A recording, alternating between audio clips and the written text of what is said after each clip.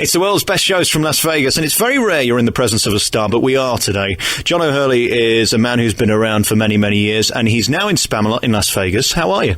Well, I'm phenomenal. Thank you for asking. No, I'm having the time of my life here. This is probably one of the great shows that I've ever been involved in my entire career, so it's you're catching me at a singular moment. The character that I played on Seinfeld, J. Peterman, really is King Arthur. Really is an extension of him. The only thing that separates the two of them is about 700 years and a set of coconuts. Talk to us about the show itself. I mean, it's Monty Python. I'm not a fan of it, to be honest with you, and I know that sounds odd coming from a Brit. It's more vaudeville shtick than it is Monty Python, isn't it, really? It really is vaudevillian shtick, and there's also a dryness to it but with a sense of the nobility of purpose. This show is funny only if you take the nobility of their purpose in searching for the Grail and organizing the Knights of the Round Table. You have to really subscribe to the nobility of what they're doing in order for it to be funny. Because then, if you set that up as the standard, then you can go off in any direction and parody it, and that's what we do in this, so that it makes it surreal, and you're on a boat with no keel, basically. I think you're perfectly cast for this for two reasons. One, you're very tall, and secondly, you have a great deep voice, which you kind of need for the authority of the role. You're playing King Arthur, so you've got to be almost royal, haven't you? And also that I also can take my voice and send it way up into the stratosphere when he's totally disillusioned, which is a very British tactic, too. One of the things I've learned, that basically when the Brits communicate their emotions with the musicality of their voice. Exactly, whereas the Italians do it with their hands. Yes, exactly. Tell us about the reaction you get to this show here in Vegas. It's a shorter show for a start. This is such a ridiculous show. It doesn't matter how short it is, because each section is funny in its own. There's not really a story, although there is. Do you take my point? Yes, I do, and that's very observant of you. It's basically skit humor that's strung together with the thinnest of plots. That sounds like a toilet behind you that was flush, if you are listening to this and wonder what that sound was. That's a huge toilet that was just flush.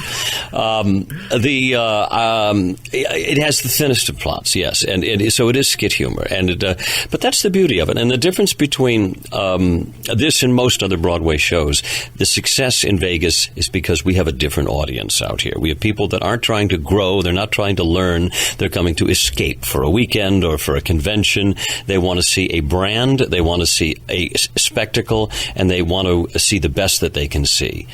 We've been named the #1 show in Vegas. We have a very good brand in Monty Python, and I think certainly the most talented cast that's ever been assembled for Spamalot anywhere in the productions that they have, and then the producers do agree with us.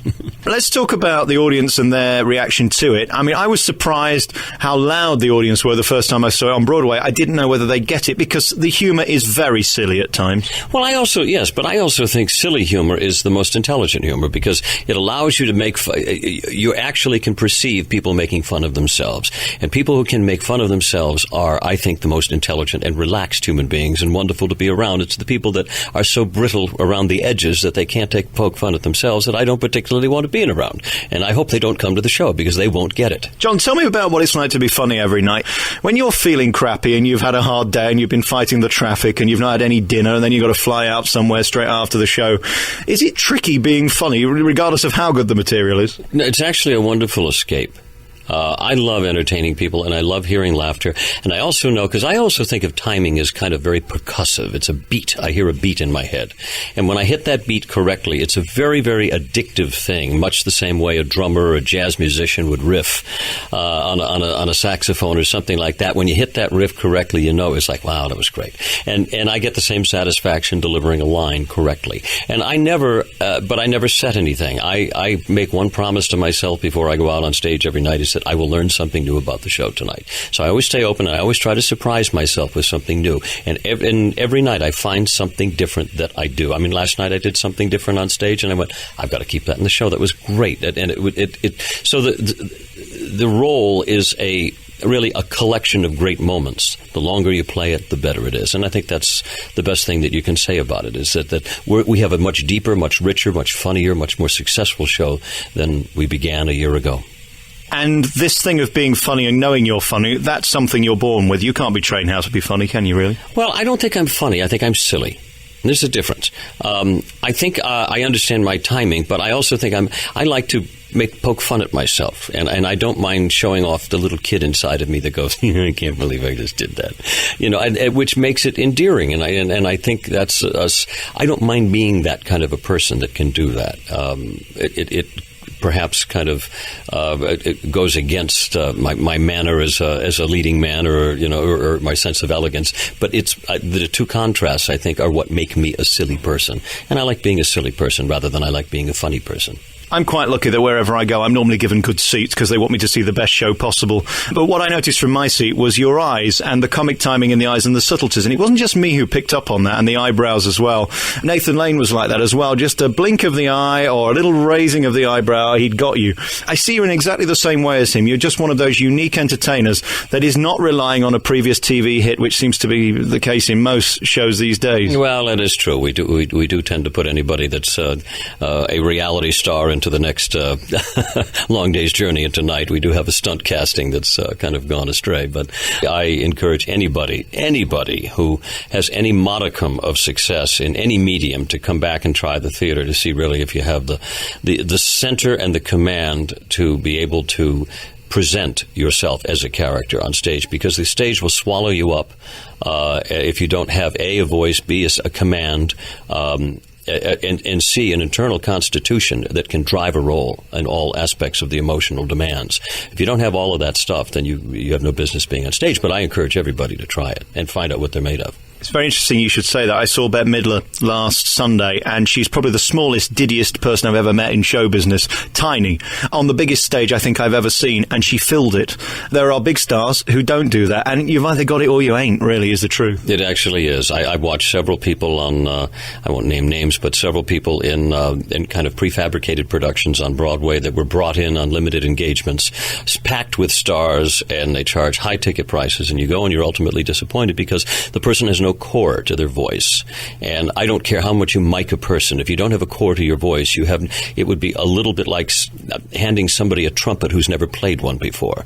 You think that was absolutely stupid to put them out on stage and say, here, play the trumpet. But no, we will send people out on stage with no core to their voice and give them the responsibilities of carrying and creating a character on stage for us. Well, the lunacy applies to me.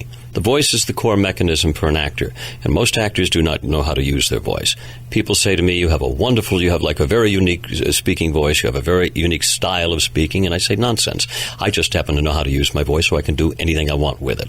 Now, if you had put me back in the 40s, the 30s, the 50s, any of the time when people learned and they actually studied how to use their voices, I would have been dime a dozen back then. But because now we tend to drive people through MTV before we bother, once again, I'm going back on my rant now, before we bring them to the stage, then I stand out only because nobody's bothered to take the time to study. It took me 10 years in radio to realize that the greatest trick on the radio is to go quiet and use silence. Exactly. Yes. Yeah, silence is a very, and as it is on stage, your sense of pauses really are your ability to command an audience. Anybody can run on. Now you're being silent. I was just seeing whether it was awkward or not. Not awkward enough. Very finally, let's talk about your TV stuff and Seinfeld. We don't need to say how massive that is, whether it's in Britain or here. It's still loved. Is there any key to making a great show? It seems like there are less of them.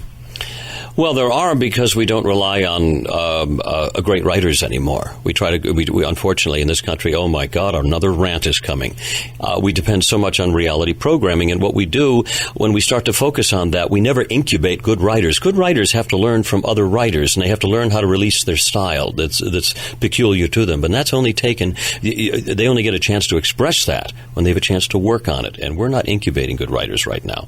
We have all these great writers, and add on top of that they only want the young writers now. Well, I'll tell you, there are some very funny people in Hollywood that happen to be over the age of 50.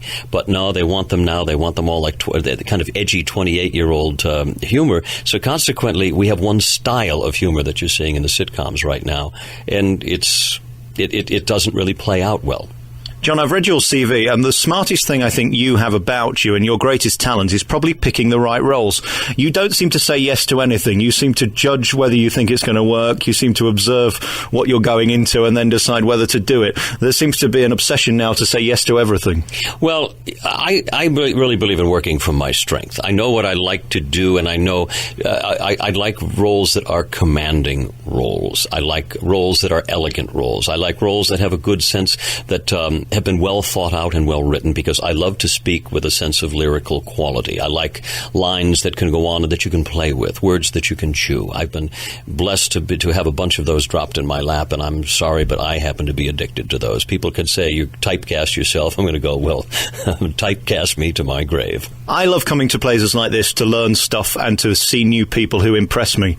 Often I go to the theatre and I think that was nice, and I think there's no greater insult than nice, because it doesn't mean you were moved by it, you were made to feel great by it. It was just some way to pass 90 minutes of your life. With this show and others here, you really see people who are at the top of their game. That's why they're in Vegas, and seeing you in this show really was inspiring. And thank you very much for spending the time to talk to me, because there must be more important, interesting people for you to talk to. Frankly, I have nowhere else to go. I have nowhere else to go. No, I do. No, truly the one thing I promise is that when people come see the show, they laugh from the moment the conductor's baton drops, and they laugh all the way until the end, and people come backstage, and the most wonderful compliment I've been given is that my jaw hurts from laughing. And I've never had that experience on stage, and which is what leads me to say that this is the funniest experience and the silliest experience, to go back to my word that I chose so carefully before, that I've had in my entire career. John O'Hurley, thank you for talking to me. Nice to talk to you.